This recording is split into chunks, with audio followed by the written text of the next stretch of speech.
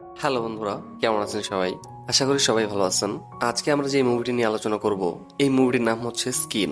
মুভির শুরুতে আমরা একটি মেয়েকে দেখতে পাই যার নাম স্মাতা, যে সবসময় খুবই উদাস থাকতো, কারণ তার অ্যানাস ছিল তার মুখের জায়গায় আর তার মুখ ছিল তার অ্যানাসের জায়গায়। বন্ধুরা, অ্যানাস হচ্ছে শরীরের পেছনের অংশ, যেটা দিয়ে আমরা বুঝতেই তো পারছেন। তো যাই হোক, সে তার এই অদ্ভুত চেহারার জন্য সবসময় একাই থাকতে ভালোবাসতো। কিন্তু কিছুদিন পর সে চিন্তা করে যে সে তার চেহারা না ঢেকে একটি রেস্টুরেন্টে যাবে এবং সেখানে গিয়ে সে খাবার খাবে। কিন্তু সে যখন সেই রেস্টুরেন্টে যায়, তখন সেখানকার একজন ওয়েট্রেস তার সেই অদ্ভুত চেহারা নিয়ে হাসাহাসি করতে থাকে। আর সেই জন্য স্মাতা এখানে আরো বেশি উদাস হয়ে যায়, কারণ তার চেহারা সাধারণ মানুষের মতো ছিল না। স্মাতা রেস্টুরেন্টে আসার আগে তার ইনস্টাগ্রামে একটা ছবি আপলোড করেছিল, কিন্তু ইনস্টাগ্রাম অথরিটি তার সেই ছবিটি ডিলিট করে দেয়, কারণ সেই ছবিটি নুডিটিকে সাপোর্ট করছিল।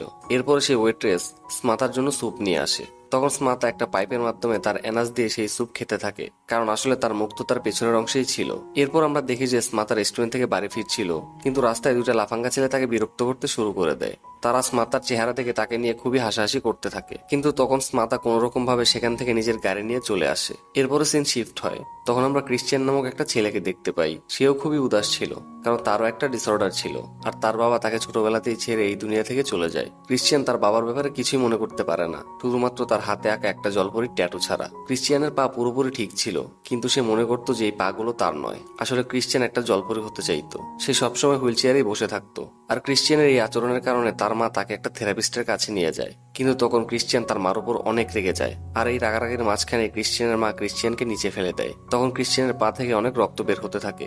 তাই ক্রিশ্চিয়ানের মা সেই থেরাপিস্টের সামনে ক্রিশ্চিয়ানের প্যান্ট খুলে নিচে নামিয়ে দেয়। আর তখন আমরা দেখতে পারি যে ক্রিশ্চিয়ানের পায়ে অনেক ক্ষত ছিল, যা সে নিজেই করেছিল। তখন ক্রিশ্চিয়ানের সবকিছু অদ্ভুত লাগছিল, তাই সে সেখান থেকে চলে আসে। আসলে ক্রিশ্চিয়ান সে তার পা থেকে মুক্তি চাচ্ছিল, তাই সে তার পাগুলোকে হারানোর জন্য রাস্তায় তার পা দুটো বিছিয়ে শুয়ে পড়ে, যাতে কোনো গাড়ি তার পায়ের উপর দিয়ে চলে যায়, আর সে যেন সবসময়ের জন্য তার পা থেকে মুক্তি পেয়ে যায়। এর কিছুক্ষণ পরে সেখানে স্মাতা তার গাড়ি নিয়ে আসে। তখন স্মাতা অনেক জোরে গাড়ি চালাচ্ছিল, আর সে ক্রিশ্চিয়ানের পায়ের উপর দিয়ে গাড়ি চালিয়ে দেয়। কিন্তু স্মাতা তখনই গাড়ি থামায় এবং ক্রিশ্চিয়ানের দিকে তাকায়। তখন ক্রিশ্চিয়ান স্মাতার দিকে তাকিয়ে হাসি দেয়, কিন্তু স্মাতা খুব ভয় পেয়ে গেছিল, কারণ ক্রিশ্চিয়ান সেখানেই মারা গেছিল, আর ক্রিশ্চিয়ান এই পৃথিবী থেকে মুক্তিও পেয়ে গেছিল। এরপরে স্মাতা তার বাড়িতে যায়। সেখানে স্মাতা নিজেকে অনেক বড় অপরাধী ভাবে, কারণ ভুল করে হলেও সে ক্রিশ্চিয়ানকে হত্যা করেছে। তাই সে তার বাবার সাথেও কোনো কথা বলে না। এরপরে স্মাতার জন্মদিন ছিল। তখন তার বাবা তার সাথেই জন্মদিন পালন করছিল, কারণ স্মাতার কোনো বন্ধু ছিল না। তাই স্মাতা এবং তার বাবা জন্মদিন পালন করছিল।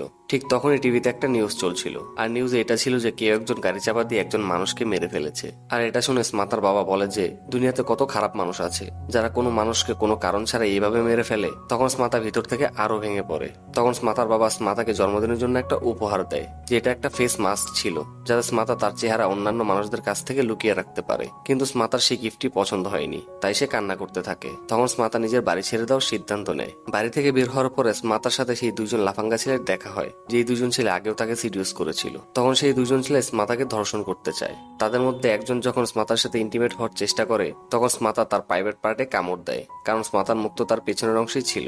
তারপর স্মাতা সেখান থেকে পালিয়ে যায়। আসলে স্মাতা সুইসাইড করার জন্য যাচ্ছিল, কারণ তার মনে হয় যে এই দুনিয়ায় বেঁচে থেকে তার আর কোনো লাভ নেই। তখন সে আত্মহত্যা করার জন্য একটি ব্রিজে যায়, কিন্তু সেই ব্রিজ থেকে লাফ দিতে যাবে তখনই সে হঠাৎ করে অজ্ঞান হয়ে যায়। এরপরে সিন শিফট হয়। তখন আমরা ইসাক নামক একজন লোককে দেখতে পাই, যে তার গার্লফ্রেন্ডের ছবি থেকে মাস্টারবেশন করছিল, আর তার গার্লফ্রেন্ডের নাম ছিল অ্যানা। তখন আমরা দেখতে পাই যে ইসাকের গার্লফ্রেন্ডও একটা রোগে আক্রান্ত ছিল, আর তার চেহারার আকৃতি কিছুটা অদ্ভুত টাইপের ছিল। ইসাক যখন মাস্টারবেশন করছিল, তখন তার মা তাকে দেখে ফেলে, আর সে সেখানেই সাথে সাথে বেহুশ হয়ে যায়। ইসাকের মা তার উপর খুবই রেগেছিল, কারণ ইসাক এমন একটা মেয়েকে পছন্দ করতো যে স্বাভাবিক ছিল না। তাই ইসাকের মা তাকে বাড়ি থেকে বের করে দেয়। এরপর ইসাক তার গার্লফ্রেন্ডকে ফোন করে। তখন আমরা জানতে পারি যে ইসাকের গার্লফ্রেন্ড অ্যানার অন্য একটা ছেলের সাথে অ্যাফেয়ার চলছিল, যার নাম ছিল ভ্যালি। আসলে ভ্যালি একটা দুর্ঘটনায় সারা শরীর পুড়ে গেছিল, তাই তার চেহারাও কিছুটা অদ্ভুত টাইপের ছিল।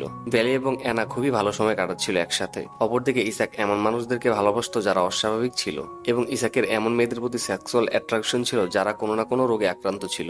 অপরদিকে ভ্যালি অ্যানাকে বলে যে তুমি ইসাকের সাথে সমস্ত সম্পর্ক শেষ করে দাও। তাই ভ্যালি ইসাককে তার বাসায় ডিনারের জন্য ডাকে। তখন ইসাক অ্যানাকে তার মনের সব কথা বলে। সে তাকে এও বলে যে তার অস্বাভাবিক মেয়েদেরকে বেশি ভালো লাগে। তখন এই কথা শুনে অ্যানা খুবই রেগে যায় এবং সে ইসাককে একটা থাপ্পড় মারে, আর তাদের মাঝখানে ব্রেকআপ করে নেয়। তখন অ্যানা ইসাককে কিছু টাকা দেয় যাতে সে চলতে পারে, কারণ ইসাককে বাড়ি থেকে বের করে দেওয়া হয়েছিল। তখন মনের দুঃখে ইসাক সেই ব্রিজে যায় সুইসাইড করার জন্য যেখানে স্মাতা গিয়েছিল।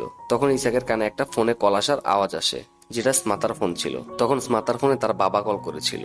ইসাক যখন স্মাতার ফোন ওঠায় ঠিক তখনই স্মাতা জেগে যায়। ইসাক যখন স্মাতার চেহারা দেখে তখন প্রথম দেখাতে ইসাক স্মাতাকে ভালোবেসে ফেলে। এরপরে ইসাক স্মাতাকে তার বাসায় নিয়ে যায়। তখন স্মাতার বাবা ইসাককে ধন্যবাদ জানায় স্মাতাকে বাসায় নিয়ে আসার জন্য। এরপরে স্মাতা টিভিতে ক্রিশ্চিয়ানের মৃত্যুর নিউজ দেখছিল, আর নিউজ দেখে স্মাতা অনেকটা স্বস্তি পায়, কারণ ক্রিশ্চিয়ান আগে থেকে আত্মহত্যা করতে চাইতো, সে স্মাতার জন্য মারা যায়নি। অপরদিকে ইসাক তো স্মাতাকে ভালোবেসে ফেলেছিল, তখন স্মাতাও আস্তে আস্তে ইসাককে ভালোবাসতে শুরু করে। এরপরে তারা দুজন একে অপরকে কিস করে, আর অবশেষে তারা দুজনই তাদের দুজনের মনের মানুষ খুঁজে পায়। মুভির শেষের সিনে আমরা দেখতে পারি ক্রিশ্চিয়ানকে, যে খুবই খুশি ছিল কারণ সে মরার পর জলপরি হয়ে গেছিল। আর এর সাথে এই স্প্যানিশ ড্রামা